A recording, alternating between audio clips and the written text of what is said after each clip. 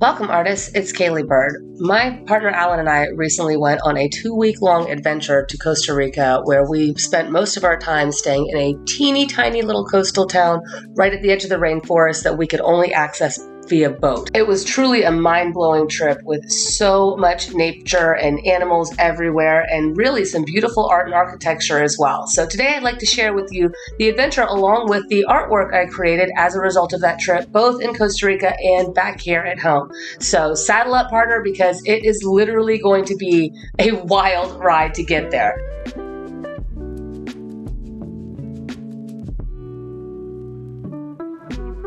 The flight in was pretty easy, and we wound up staying at a nice hotel close to the airport so that we would be in good proximity for the bus station the next day. At the breakfast bar, they had a real honeycomb you could get your honey from. Wild! So today is a very exciting day. We are here at the bus station in San Jose, ready to go, and we are on a big adventure. It is a 6 to 8 hour bus ride today to get to the tiny town of ᴍᴜᴜ. Then we spend the night, then we take a bus all the way down to Drake Bay for the real adventure. So yeah, Hilton was nice last night. It's about to get real though. Yay! With my sock monster Bankman in tow, it was a pretty smooth bus ride. We actually got to see a whole lot of the country, a lot of palm oil plantations, lots of mountains, also the coast. We really cut through like the whole country and then followed the Pacific coast all the way down. It was really cool to kind of get a little artistic flavor and an actual flavor of the country, just sort of really seeing a whole lot of everything this sort of long first day. And I wish I had gotten better footage of these truck stops. They had like all this really good fresh food. Oh, amazing. Our first stop was the small town of ᴍᴜᴜ for the night, which was literally covered in massive iguanas all over the Central Park area. And it was right on the river ᴍᴜᴜ, which ᴍᴜᴜ means serpent. That'll come into play later. And we stayed at this really cute Airbnb by our wonderful host, Edgar, right on the ᴍᴜᴜ River. He was so kind and welcoming. He literally walked us all around his property and proceeded to feed us all kinds of fruit and herbs from his trees and showed us how he does all of his fishing. It was so cool to see a local life. Thank you. Yum. And not only did he share his fruit and things with us, but he actually came into our little kitchen and cooked us probably the most authentic Costa Rican meal we had the entire time we were there. We felt so much love from Edgar. ᴍᴜᴜ was just a single night stopover though, so we could be by the boat docks that would take us to our ultimate destination of Bahia Drake, where we would spend the bulk of our trip. And let me tell you, we saw some crocodiles in the water that made us very much understand why they said no swimming. Some of these things were like a dozen feet long. So the first day's bus ride had gone pretty much the length of the country, and then the second day going from ᴍᴜᴜ to Bahia Drake was actually not that far, but really the only way to get there, or the only reliable way, is by boat. We basically have to follow this windy river called ᴍᴜᴜ, meaning serpent, from the town all the way to the coast. Waves and all. Oh my goodness.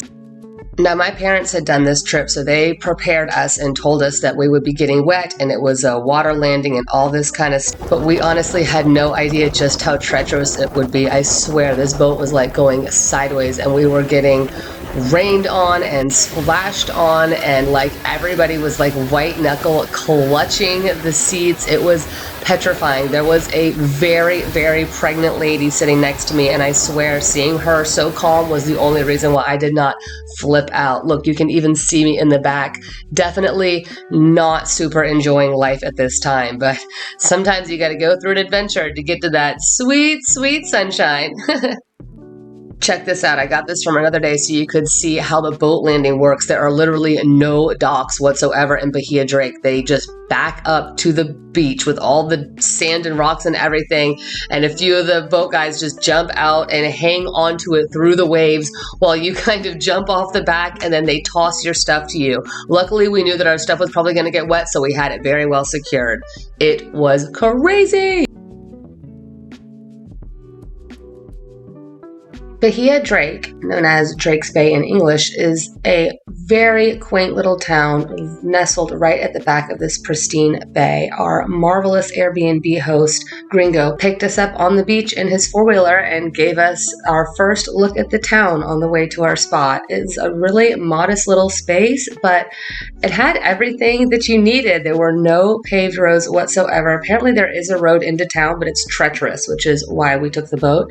But it really has everything you need, like grocery store, corner store, baker, there's places to get your car or trucks fixed. There's, little snorkel adventures and things like that for tourists, lots of little Airbnb type spaces, like definitely modest, but have everything you need. The food was really good. And I love a place where everybody can just walk.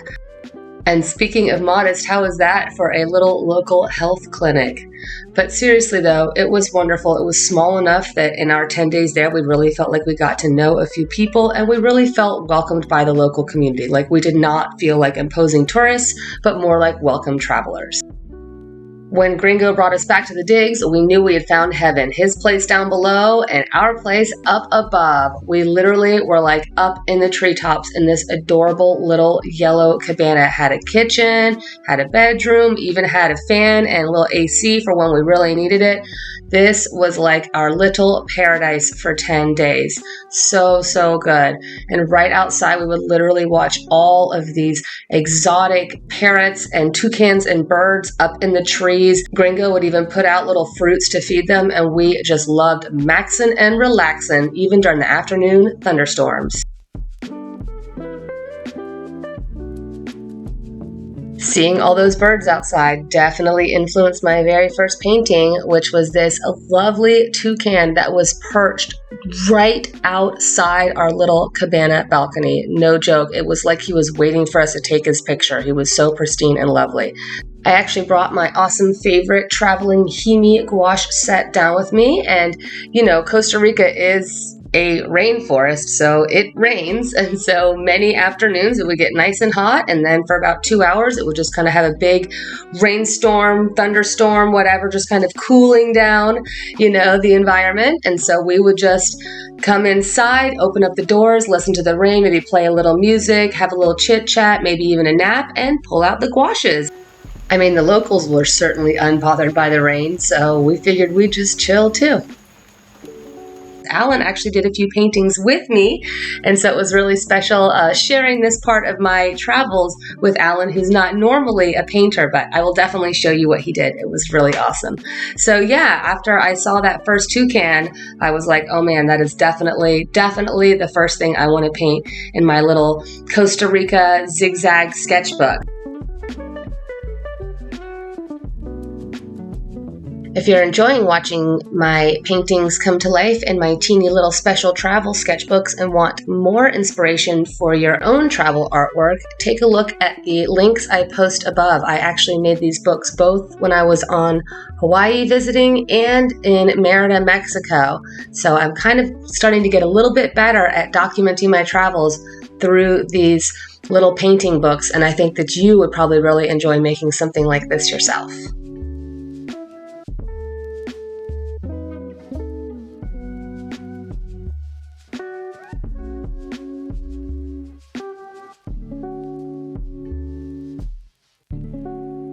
When we first arrived, Gringo told us about this great little hike that ended in a waterfall just down the street from his house. It actually started out as more of kind of a jungle hike, sort of watery, but sort of solid, but it was just so incredible to get out into the expanse of huge nature again. I miss that feeling so much since living in Hawaii, so it was really lovely to get in the jungle. One of our absolute favorite parts were these incredible little ant superhighways. These were ants that would cut the leaves, and they had very specific, like these nests that they would create, like these big, huge piles of leaves, these nests, and they would literally be clipping leaves, and you could just follow their little pathway. You could see them hauling the leaves and follow their pathway all the way to these massive hills that you couldn't even really distinguish from just like a lump of leaves on the ground, but they were really industrious little guys, the ant superhighways. Wow, so impressive. Sorry, not sorry. I can't help sharing just how happy Venkman was to get out into the jungle again. Squee, the sock monsters had such a good time. The hike to the waterfall was only about 3 miles. It was definitely one of my first times hiking like through a shallow river like the whole way to get to my destination, but it was just lovely hearing the birds in the trees and seeing all the different plants and everything, like this little shy plant. We have these back in Hawaii too. The walk was not bad, but of course, you know, you're a little hot and sweaty by the time you get there, so we were definitely ready to jump right in.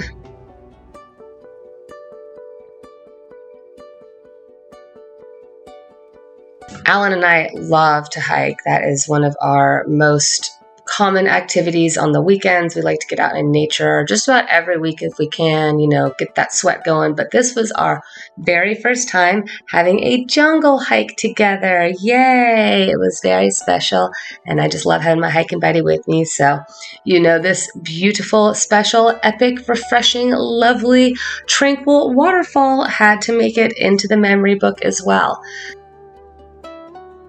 This was actually my first time trying to depict moving water, so it was a little bit of a challenge. I figured better stay safe and just keep it nice and graphic. I actually had a really good time doing the rocks on here because I really liked that I could get, you know, those very kind of graphic angles by having, you know, very sharp contrast.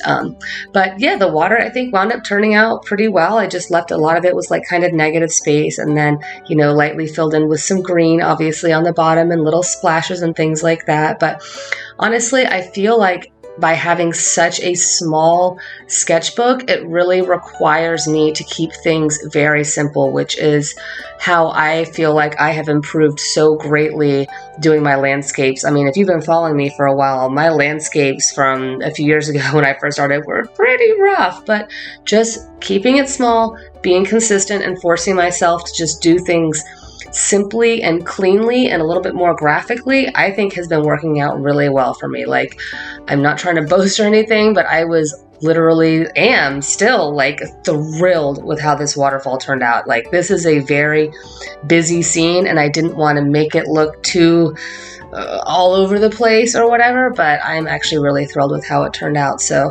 word of advice, if you want to pick something complicated, maybe try doing it small and graphically.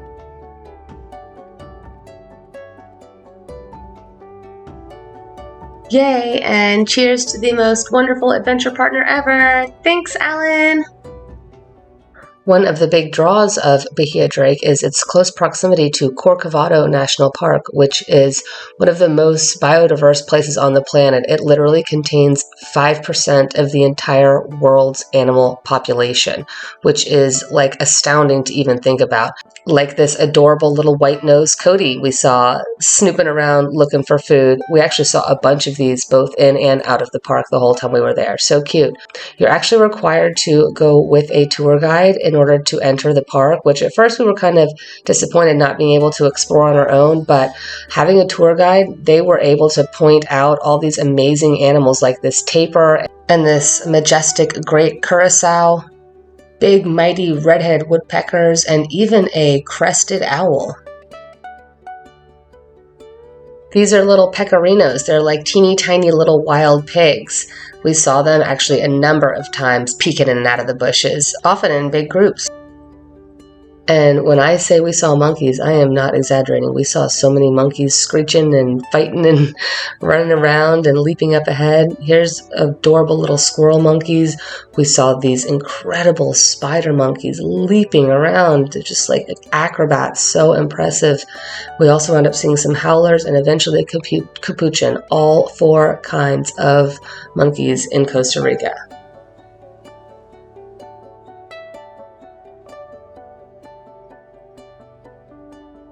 Do you see that big green snake noping on out of here? And sometimes we would see packs of those coyotes, like 60 animals deep, like the whole extended family was just moving location through the rainforest. It was epic.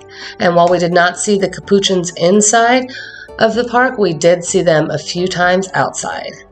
Another thing I appreciated about the guides was their telephoto lenses that helped us snag a few really awesome photos, because I'm glad to say I did get a photo of a sloth. Now, I know this doesn't look like much. All you could really see of the sloths was a fuzzy butt, but this is actually a baby fuzzy butt next to a mama fuzzy butt.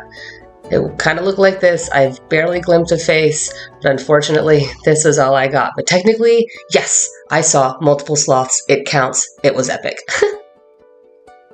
And luckily, the boat ride to and from the park was a bit more mellow than the boat ride in, because, yep, that's how you pretty much get just about everywhere to do anything around here.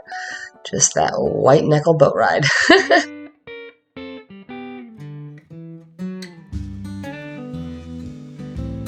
As far as the food went out there, pretty much every place we went had like a totally epic view, either of the entire bay, or at least part of the water, or maybe even from the rooftops.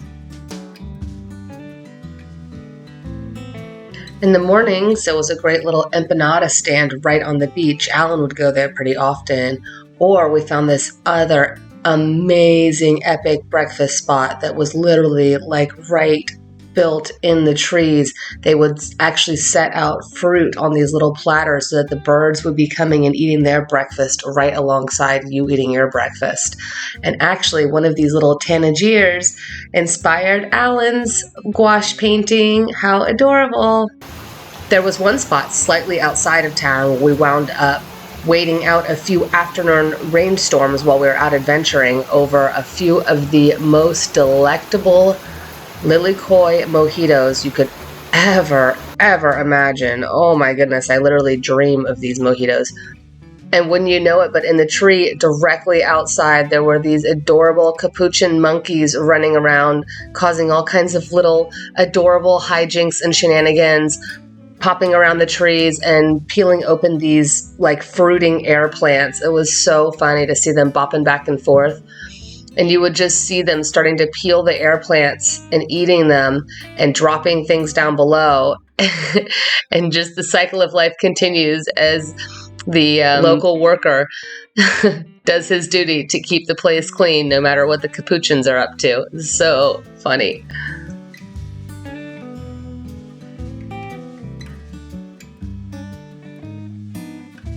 The locals, of course, are so used to seeing the monkeys everywhere, but they saw us enjoying watching them so much that one of the workers actually put out a little banana so the capuchins would come over, and they did. They started having their little hijinks all over the top of the restaurant. Oh my goodness, cuteness overload.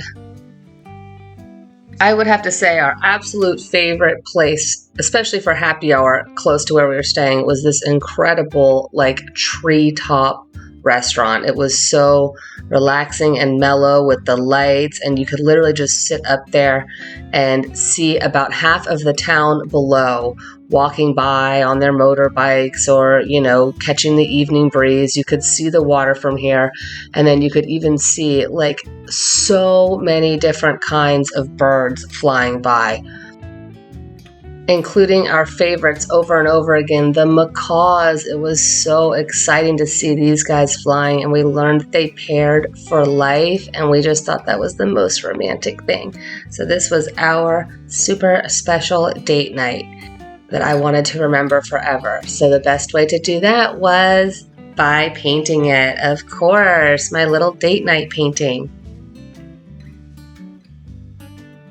This one I actually created sort of from like a series of photos because I wanted to make sure that I could get in as many of the little details that really made this place the quintessential date night as possible. So it wasn't quite maybe as accurate as the other ones, although still very close. But this one, I really wanted you to get this feel of that close, intimate setting right over this beautiful, expansive, lush, tropical view with the people walking by, tucked behind the vines, underneath the little romantic glowing lights. I'm telling you, this place was the best. We loved spending our little sunset evenings right here.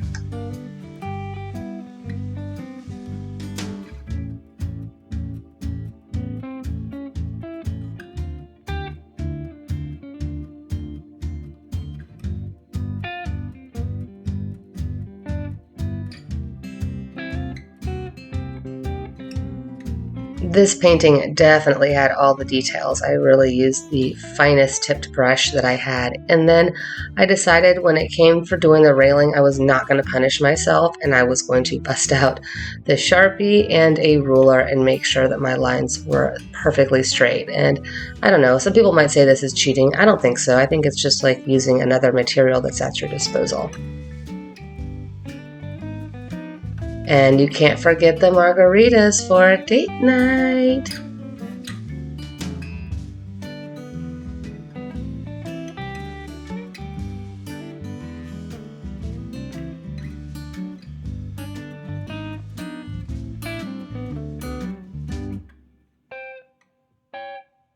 I was more than a little nervous painting on these final legs because I was like, oh my gosh, if I mess this up, it's going to totally skew the perspective. But it came out all right. And then last but not least, I had to add in the two little romantic macaws because, of course, date night. Cheers! Of all the pristine paradise places of Drake Bay, our most visited was this epic sort of jungle/beach hike that actually connected a few small towns along the coast. What was so unique is that it felt like a jungle hike, but literally bordered gorgeous, epic, tropical beaches all along the way. I have never been on such a hike that felt like it straddled two ecosystems at once. And like I said, this was like a main thoroughfare between these little teeny coastal towns. So there were a lot of locals that used them out of necessity, not just travelers who had fun.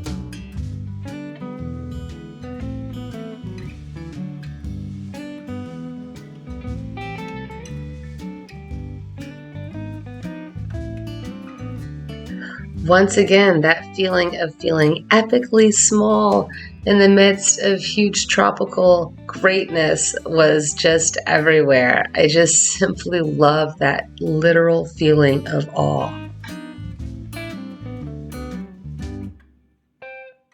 We went during the month of April, so not as hot as could be, but still pretty warm. So to go on this sweaty, hot, humid hike, and then anytime we wanted, literally just bop right over to a neighboring beach. They were just scattered throughout, and each one was almost deserted and just like totally picture postcard perfect.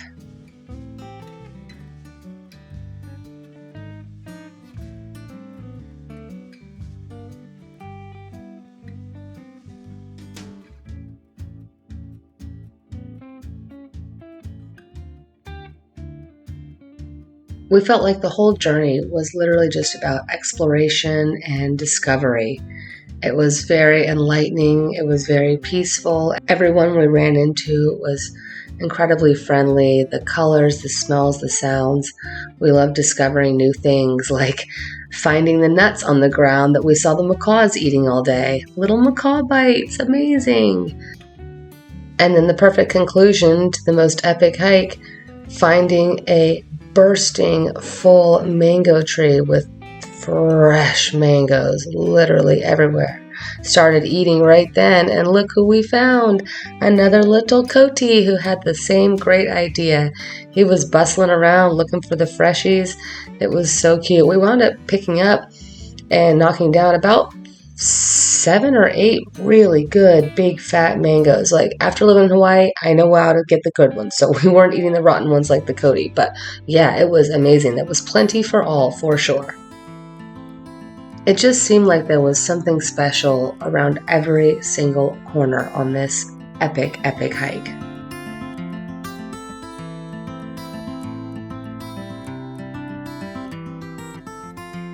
For my final painting in my special little traveling sketchbook, I really wanted to capture the essence of the thick, full, jungly nature of the hike, juxtaposed with the clear, open, pristine beaches. I mean, like I said earlier, I have never seen a piece of geography or a hike juxtaposed in like such a very vibrant and intense way, like not two different ecosystems, but very big variety between the two of them, like right on top of each other. So that's what I really wanted to capture in this. And then in the background, I also made sure to add a few of the fishing boats that we would see offshore sometimes. So you can see just a little dab of color in the water right there to represent those fishing boats we were constantly seeing. And of course, the boats that we had to ride back and forth to get there and to get to Corcovado.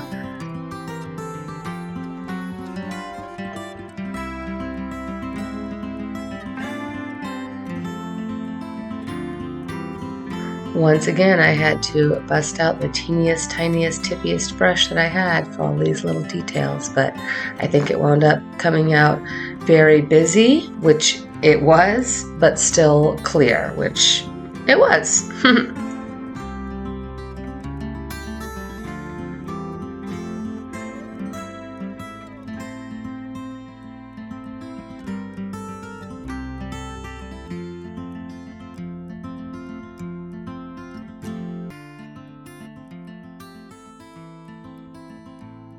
And voila! How do you like my little Steve Zissou stance right here? Epic adventures await! And before we knew it, our blissful 9 days at Bahia Drake were over. We had to give our wonderful host gringo a big hug goodbye and get ready to board up again. Luckily, the boat ride back up the Sierpe River was much more calm and tranquil, and we were greeted once again by the numerous park iguanas.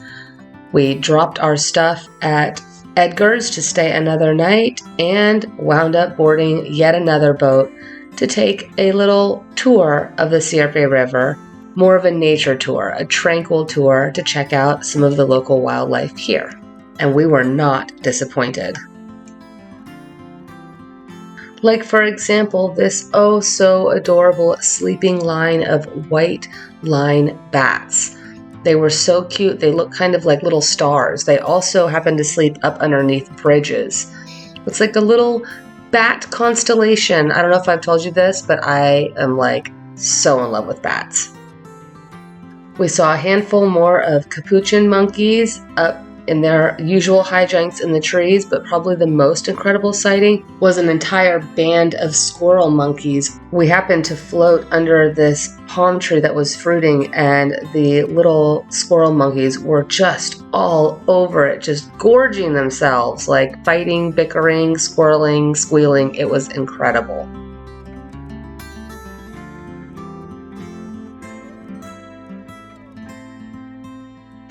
We spotted both a little caiman and a crocodile, as well as a few babies, but couldn't get a photo of them. And even happened to go right by our Airbnb host's house and see where we had been enjoying coconuts not 2 weeks beforehand. Now, after all that incredible nature, we were finally on our bus ride back up north. We were going to spend 2 days in San Jose just to kind of see what the city is like. You know, it's not a bad idea to check out the capital when you get somewhere. There was a little bit of a historic district with some pretty buildings and stuff, but a lot of it was honestly like really busy and crowded and modern and not very historic, but we did manage to eke out a few peaceful places and, of course, made sure to see some art, both modern and historic. So, you know, that's always a win-win.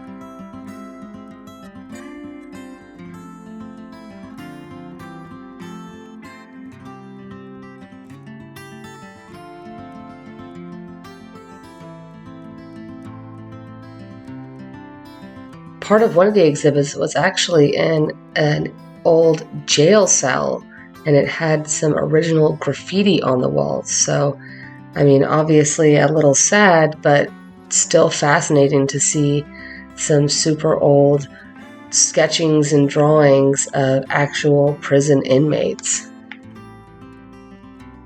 All in all, we felt like one long day was plenty of time to spend in San Jose. One thing we did learn about that was really fascinating were these stone spheres of Costa Rica, which it's an assortment of over 300 petrospheres. from the Dick Delta. I'm probably mispronouncing that, but I'm doing the best I can. They were carved by ancient peoples out of this really hard granite type stone, and no one exactly knows what their use was, but they're all over Costa Rica.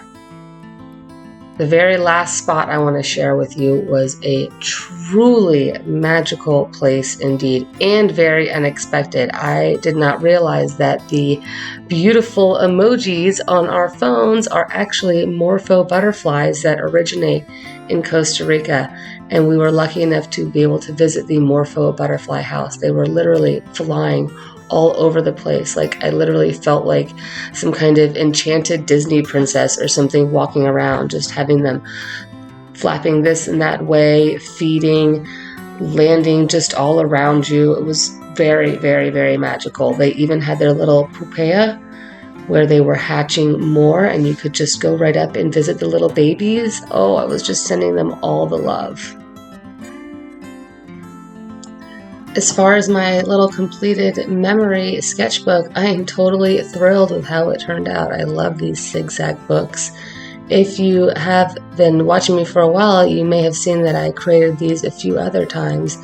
Definitely make sure to check out the playlist at the end if you'd like to see me paint one of these in Hawaii as well as in Mérida, Mexico, and stay tuned because I am going back to Hawaii and I'm better at painting than the first time I went to did landscapes, so I will be making yet another one of even more beautiful landscapes.